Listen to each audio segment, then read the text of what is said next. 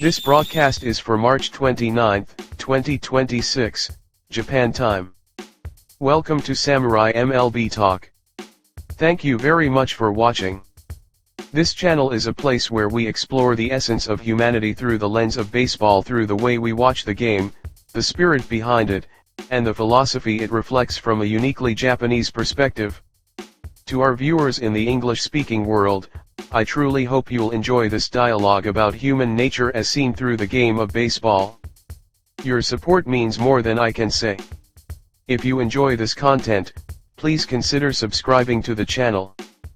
Part 1, Kazuma Okamoto's MLB debut, Struggles and Reflection. First, let's talk about this topic. It is about Kazuma Okamoto. As it was the second game of the MLB debut for Kazuma Okamoto, Japan's proud right-handed slugger. Many fans in Japan watched over his play. Today's matchup was the Blue Jays versus the Athletics. In Kazuma Okamoto's first at-bat, he hit a single to left field. His signature style really came through. It was a magnificent piece of hitting. In his second at-bat, he drew a walk. He chose his pitches well. A walk is a result equivalent to a hit, and it is one of his great strengths. In his third at-bat, he flew out to shortstop. That was a missed shot. His fourth at-bat came in the seventh inning. With 2 outs and runners on first and second, he struck out swinging. He managed to take it to a full count of 3-2. It was unfortunate. His fifth at-bat was in the bottom of the ninth, leading off the inning. But he struck out looking on an outside pitch. He should have challenged that one. It was clearly a ball. The pitch was a ball and a half outside the strike zone. It seems he is not yet accustomed to the use of the ABS. His sixth at-bat was in the bottom of the 10th. With 2 outs and runners on first and second, it was a situation where one hit could decide the game. The result was a pop-up to second base, on a low breaking ball outside. I really wanted him to decide the game in this at-bat. I believe the number of intentional walks for Vladimir Guerrero Jr. will increase. In that case, if Okamoto is hitting behind him, it all depends on his batting. Moving forward, I hope he increases his hit probability in clutch situations.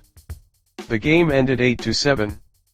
The Blue Jays won with a walk-off hit by Ernie Clement. Although the Blue Jays struggled, they secured consecutive wins. It was a superb effort. While Kazuma Okamoto did have a hit, this game left him with many points to reflect upon. Let's look forward to Kazuma Okamoto's next performance. Part 2, Munetaka Murakami shines, a mammoth home run. This is about Munetaka Murakami.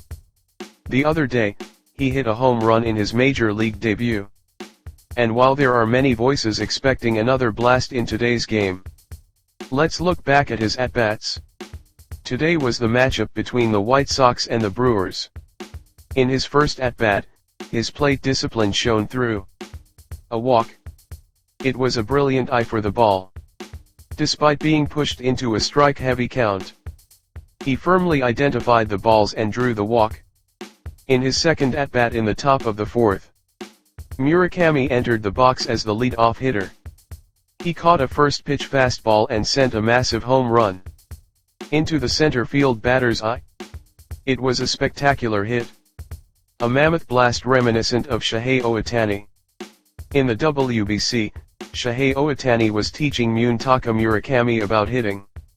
It seems that lesson has truly paid off. That is his second home run of the season, and he will surely continue to produce many more. His third at-bat came in the top of the fifth, with 2 outs and runners on second and third.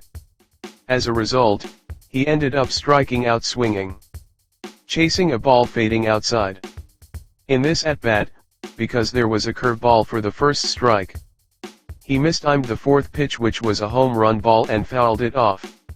He needs to think about his timing, whether it is a fastball or a breaking ball, starting the swing with the same timing. and making an effort to hit without changing the timing for every single pitch. According to the pitcher is also important, I felt. This can also be said for Kazuma Okamoto.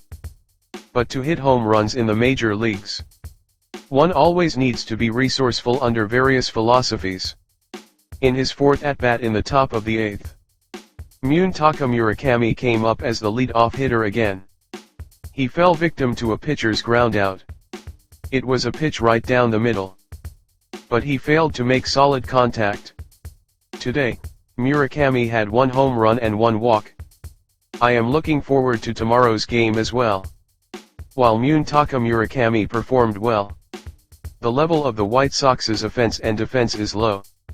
The same goes for their base running. Making reckless plays that help the opponent must not happen. Also, I believe strengthening their pitching staff is necessary.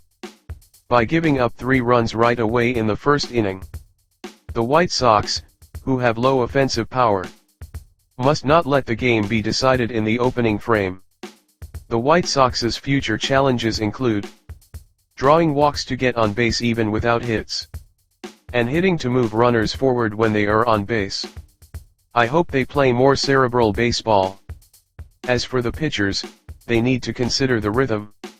When starting pitchers are hit like batting practice pitchers, and the defense is stretched thin, fatigue and stress accumulate among the position players, which adversely affects the offense. It is important for each player to properly understand and embody the White Sox style of baseball. Part 3, Shohei Ohtani, Yoshinobu Yamamoto, Roki Sasaki, the Samurai Trio rotation. This is about the Samurai Trio: Shohei Ohtani, Yoshinobu Yamamoto, and Roki Sasaki. In the series against the Guardians starting March 31 Japan time, a dream Samurai Trio rotation will be realized. Roki Sasaki on the 31st, Shohei Ohtani on April 1st, and Yoshinobu Yamamoto on April 2nd. Fans in Japan and across the world must be incredibly excited. I never thought such an era would come. However, it is reality. It is something that is actually happening. It is very exciting. In the game between the Dodgers and the Diamondbacks, held on March 29 Japan time, the Dodgers won 3-2.